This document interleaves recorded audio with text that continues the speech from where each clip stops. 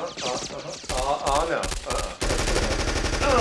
Ah, shit. Oh, hello. Sorry. War. We love it, right? Blowing stuff up, watching people suffer and die. It's exciting.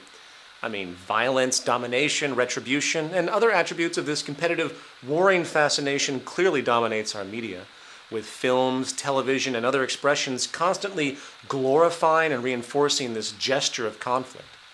In fact, it has been found that by the time an average kid reaches the age of 14 in the West, he or she has visually witnessed over 8,000 depicted acts of murder. So given all of this, it might make you wonder, does art imitate life, or does life imitate art? Likewise, isn't it interesting how most of us in America sleep quite well at night, while our military forces routinely invade, slaughter, and steal from other nations at will? As of course, all global empires have done historically. With this time a global civilian death toll well over 1 million in the past decade alone, many of them women and children. And yet the same American culture shudders in horror and confusion when some dude stumbles into an American schoolyard and randomly wipes out a couple dozen or so kids. I ask you, by what measure do we differentiate importance when it comes to the death of different groups of people? What makes us so special? While history is certainly full of xenophobic, racist, religious, and nationalist conceits, which have served as convenient justifications for external dehumanization, subjugation, and imperial power abuse, a rather unnoticed yet profound scientific truth has also emerged. Today, every person on Earth can trace his or her lineage back to a single, common female ancestor who lived about 200,000 years ago or so. Mitochondrial Eve, she is now called, proving indeed that we are truly one family. Likewise, the planet Earth, the habitat this family shares. It knows no division. It is a unified, synergistic system at every turn, fully connected. It has no idea what a nation or a politician or a racist is. It has no notion of any such human conceit for that matter, for division simply doesn't exist in the order of nature by which we are all invariably subject. Mark Twain once wrote, "Man is the only patriot. He sets himself apart in his country under his own flag and sneers at the other nations, and keeps multitudinous uniformed assassins on hand at heavy expense to grab slices of other people's countries and keep them from grabbing slices of his. And in the intervals between campaigns, he washes the blood off his hands and works for the universal brotherhood of man with his mouth."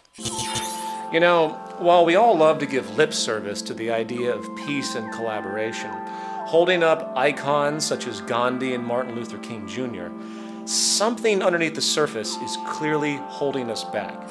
Yes, we know for a fact that if we took the total war budgets of all the nations on Earth, tens of trillions of dollars over the past quarter century alone, and applied that energy-producing capital towards creating an advanced, intelligent, efficient system of Earth human management, not only would poverty and most deprivation be removed from our lives on the global scale, our progressive capacity to create, build, and improve, rather than pillage, seek, and destroy, could catapult the human family into an age of prosperity never before seen.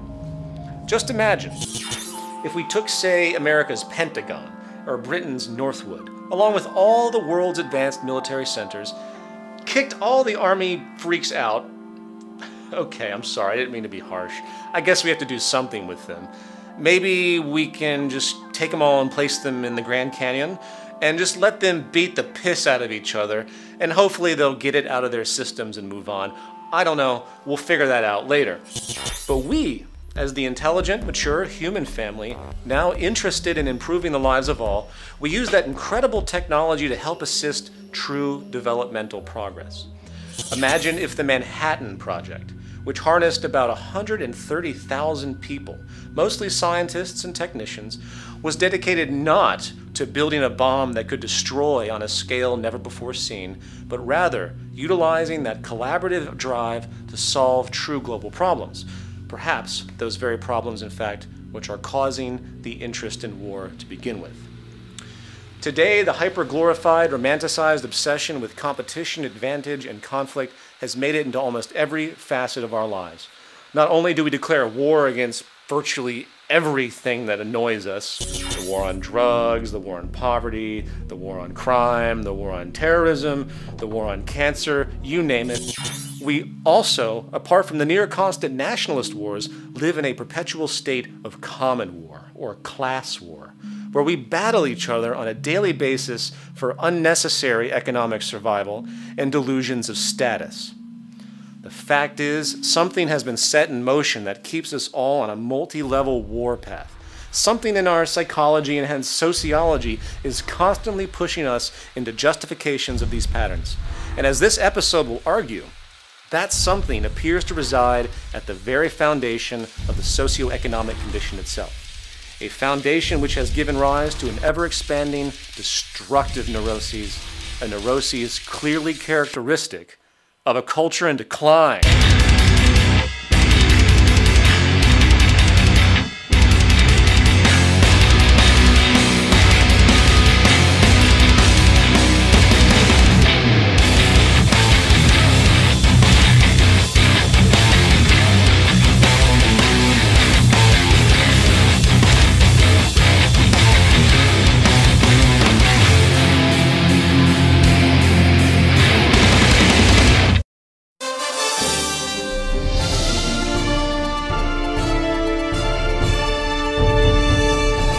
This just in, the President has finished an emergency session at the White House, where he announced that the security focus of his administration will be moving away from the global war on terror, instead focusing all available resources against something the administration has deemed a larger threat to U.S. and international security than anything recognized before: nature itself.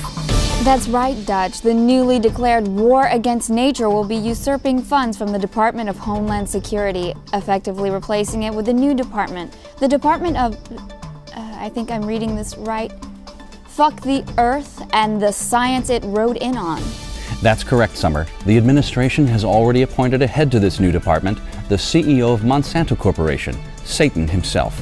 When questioned regarding concerns about a possible conflict of interest of the new appointee, the Obama administration responded, "Monsanto's reputation of challenging the vast power of this intolerant, bullying force that goes by the terrorist name Natural Science holds great potential for our victory. We feel if anyone can take down these insurgent laws which restrict our God-given freedom, it is the professional experience of our true Lord and Master, the Prince of Darkness." We've just been informed that a press conference is now underway with the Pentagon spokesperson answering questions. We now go live to the White House. As the President said earlier, the greatest barrier to U.S. interest has been a constant state of offensive interference by this rogue network.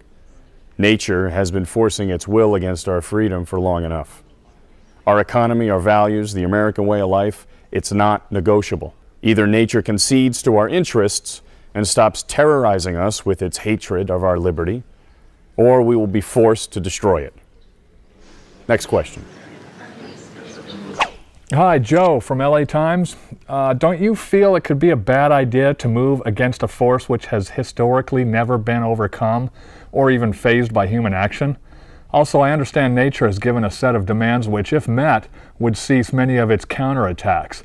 Has the administration considered just meeting these demands? Listen, Joe, we don't negotiate with terrorists. And yeah, I've seen nature's demands, full of queer communist propaganda such as balance and sustainability. It even demands that we shut down our infinite growth consumption economy to make way for something where we are to be slaves to some oppressive natural regeneration respect. Listen, I didn't spend 35 years defending this country to have some metaphysical terrorist group with science on its side ruin what has made this nation great.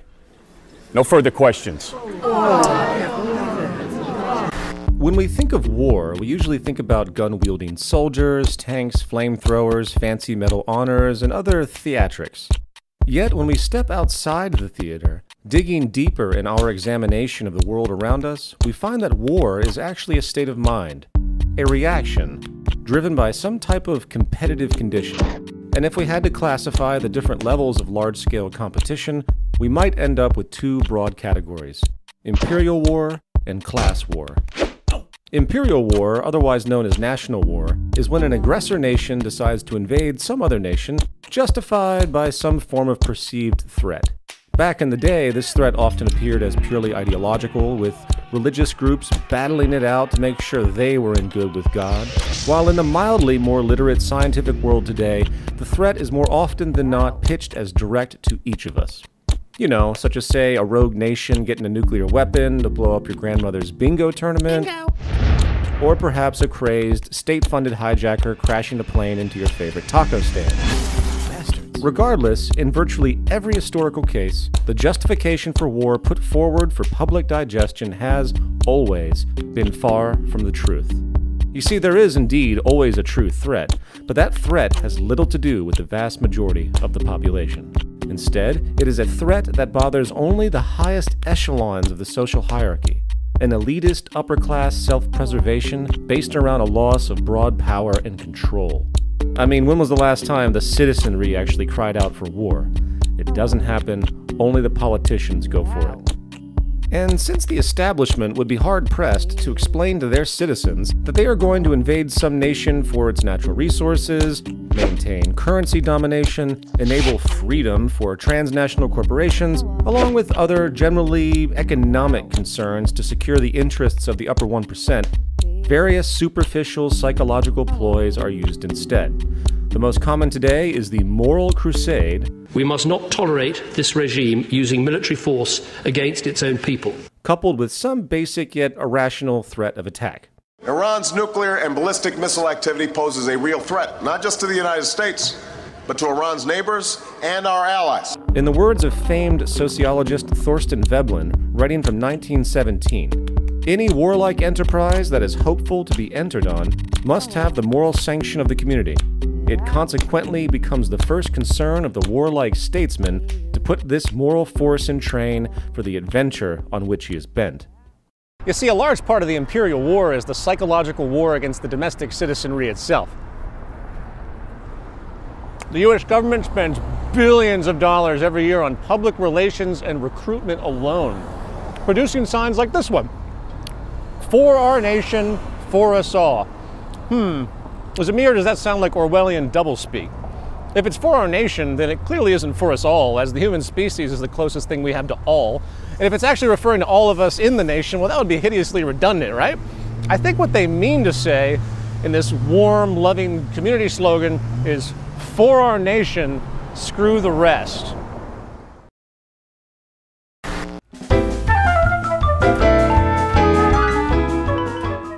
Hello, welcome to the show! My name is Pepe, and today I've got something very special for you.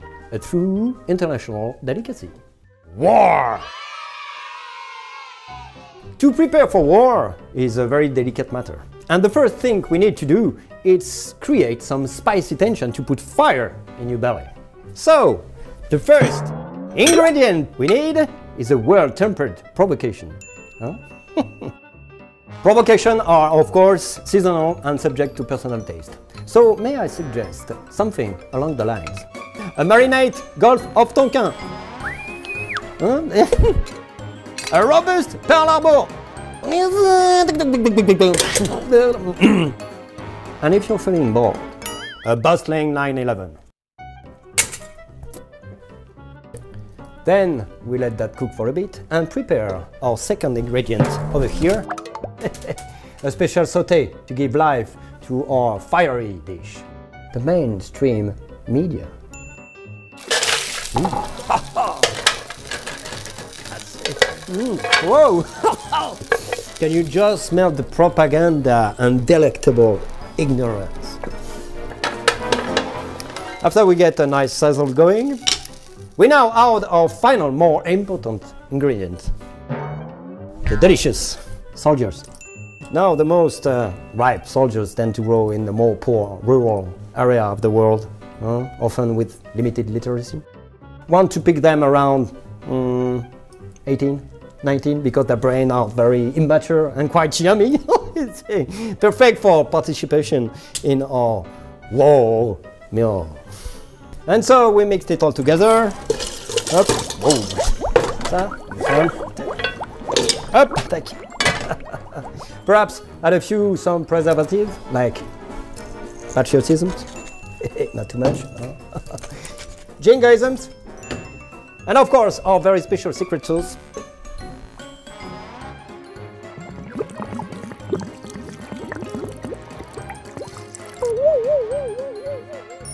Okay, and we are ready. The moment you have all been waiting for. Voilà! I present to you the greatest international delicacy of all time. War. Bon appétit. You know, perhaps one of the most amusing aspects of national war is the circus-like pageantry and ceremonialism. Cute costumes, little hats, shiny pieces of metal, various parades and official posturing, and all adornments and theatrics that give this air of honor and authority. Of course, this is not to dismiss the true sacrifice of those who have given their lives in war, as there are always two sides. This true honor comes from a position of working to help others, not exploit them. And just as we hold the bravery of a firefighter who enters a burning building to save a child in high regard, the intention to help society through military service is, indeed, a noble gesture. Even though, sadly enough, 99% of those who enter the military with such noble intentions are more often than not being exploited for the criminal purposes of the corporate state.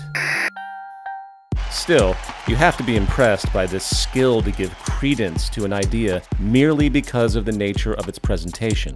In fact, whether it's academia, the news media, government itself, the military, or anything else in society, our culture tends to believe and respect people merely because of their presentation, confidence, and rhetoric, not the actual meaning or reasoning of the communication itself.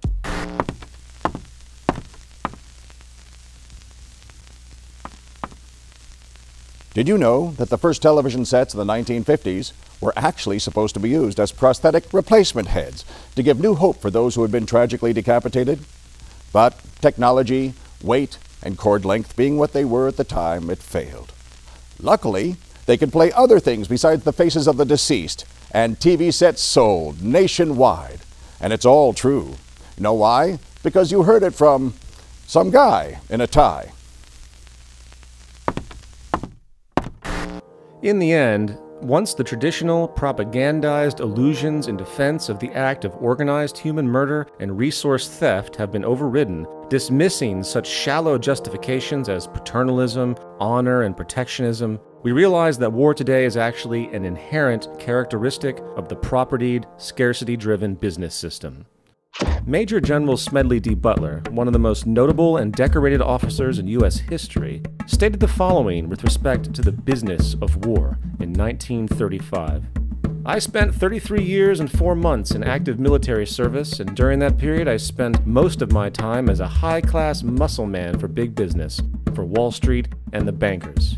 In short, I was a racketeer, a gangster for capitalism. I helped make Mexico, and especially Tampico, safe for American oil interests in 1914. I helped make Haiti and Cuba a decent place for the national city boys to collect revenues in. I helped in the raping of half a dozen Central American republics for the benefit of Wall Street. I helped purify Nicaragua for the International Banking House of Brown Brothers in 1902 through 1912.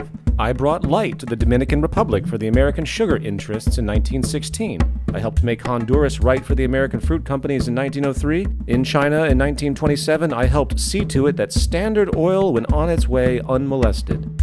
Looking back on it, I might have given Al Capone a few hints. The best he could do was to operate his racket in 3 districts. I operated on 3 continents.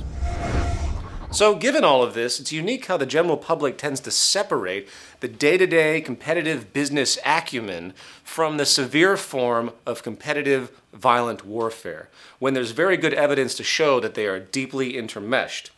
To gain some perspective on this, we now welcome back our resident guru, Louis the Logic Gremlin. Voila. Before we get into the questions, I do have a letter here that I'd like to read to you and get your opinion on. It reads, Dear Peter, I really enjoy the new show. I think it is helping get these important messages across. However, I am disappointed with the crude Louis the Logic Gremlin character, as it is just irritating and hideously stupid. Also, would you please stop eating when you are speaking in the show? It's really disgusting and annoying. Rock on, Joe. I'm sorry, Joe. Louis, what do you think about that?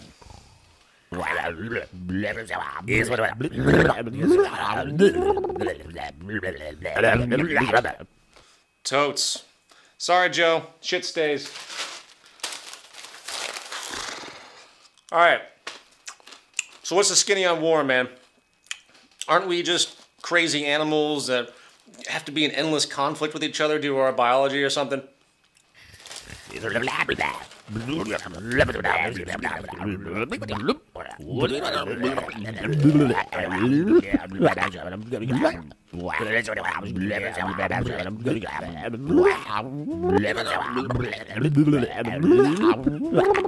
Okay, I see what you're saying. So you're saying that war is actually a system consequence.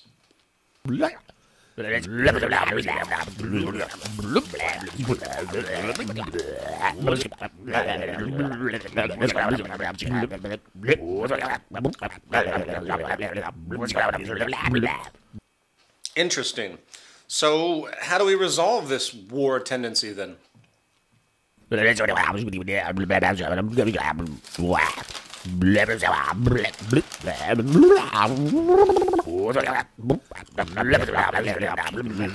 Gotcha. Well, thank you for your time, Louis. To gain some public consensus on the issue, we now turn live to our East Coast Culture and Decline correspondent, Big Scotty D, who's live in New York City to talk to people about what they think of war. Well, thank you, Peter. I'm here in New York City on a beautiful, cold day, and we're going to try to find some people to maybe talk to. Excuse me, ma'am. Would you like to, excuse me, sir. Sir, would you like to talk about the war? What? Would you like to talk about the war, sir? Would you like to talk about the war today? The war? No? Surely, would you like to talk about the war? God bless. No? The war, please? The war? No? You wouldn't like to talk about the war? No. I'm just sick of this, Peter. You're sending me on these assignments. It's freaking freezing out here. You know, it's like I'd rather be in a bar getting drunk, and then maybe I can do this. All right? I think there's a bar up here. Let me just grab my shit. You know, I'm just sick of this stuff. That's it. I am done, man. I am done. Get some other monkey, okay? There's trash, there's shit all over the place. But what does Peter want to know about? He wants to know about the war. Well, I'm sick of it, man. I gotta calm down. I just need a drink. Any of you Occupy Wall Street types?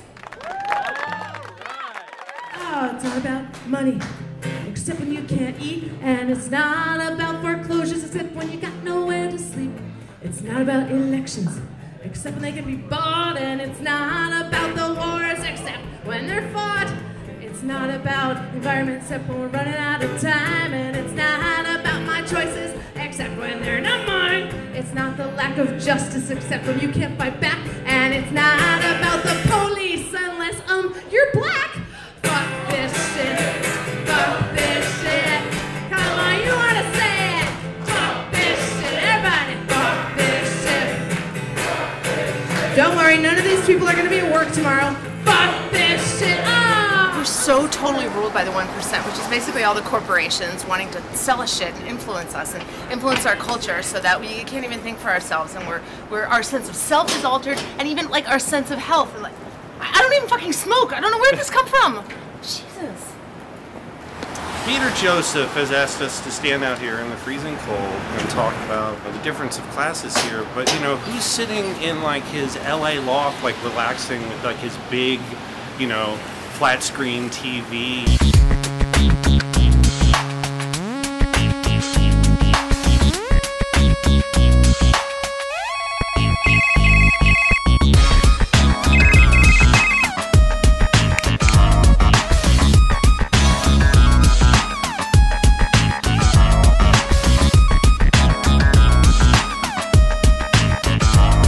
Yeah, fuck him. Fuck Peter Joseph. The only thing that we don't have is like a war on something is war on war. And I think that's because like us peace activists, we don't want to fight. So we're going to end up losing due to irony. Final thoughts. how do we think about resolution to something as detrimental as national war when, on the micro level, we in society actually praise, reward, and reinforce the same basic underlying competitive drive? Generally, when faced with such a question, people tend to play the morality card, as though a matter of degree is what's relevant, not the philosophical basis itself. And usually this vague distinction is gestured to the effect that competition is good, but we should never go too far and be violent in any way. So then, of course, the question becomes, what constitutes violence? What if, instead of physically attacking you directly, I put you into a subtle yet deeply toxic condition where your life was shortened by decades via heart disease, cancer, mental illness, and other such consequences? Would that be considered violent? And what if such intentions were not even directly malicious, such as a lower class, desperate single mother forced to work 3 jobs to keep up, who fails one night to provide proper supervision for her child, resulting in the death of her child? I ask you, what is the true origin of the resulting death? And does that qualify as violent? To paraphrase Mahatma Gandhi, poverty is the worst form of violence. You see, the real war going on is not as obvious as many think. The real war exists in the very structure of our society itself, something public health officials have now termed structural violence. A war, in fact, against public health and balance itself, constantly producing casualty after casualty in its hidden oppression, and this form of violence today kills more people than every type of direct behavioral violence put together. Its origin? A social system literally built upon competition and exploitation itself. So, for all you noble activists out there, for all of you who pile into protest zones each time a new national war emerges and yell at the top of your lungs, keep in mind that you are only targeting a symptom of a larger sociological problem, and until the activist community realizes this, I'm sorry to say, your protests have no long-term consequence, as they do not address the root problem. But, on the bright side, it's still great entertainment, right? So let's keep watching this bizarre human experiment. Certainly the greatest yet worst reality show of all time for sure. I'm Peter Joseph, and yes, I, like you, am an agent and victim of a culture in decline. Where's the credit scene? What? What do you mean Bob didn't get hurt? I'm sorry, Bob. It's the format of the show.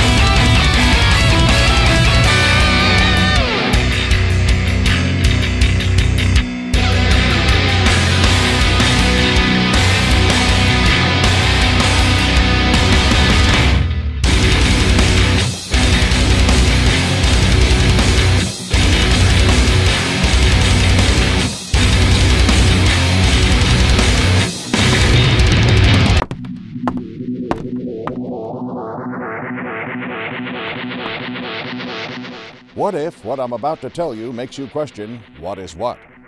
What if I propose a what-if scenario? What if I were to take up precious time in your busy life, just spinning you in a soul-dulling spiral with meaningless double talk? But at the same time, what if I kept you distracted with flashy graphics? Would you notice? Or for that matter, would you care? Ah, you're too busy listening to some guy in a tie and sleep.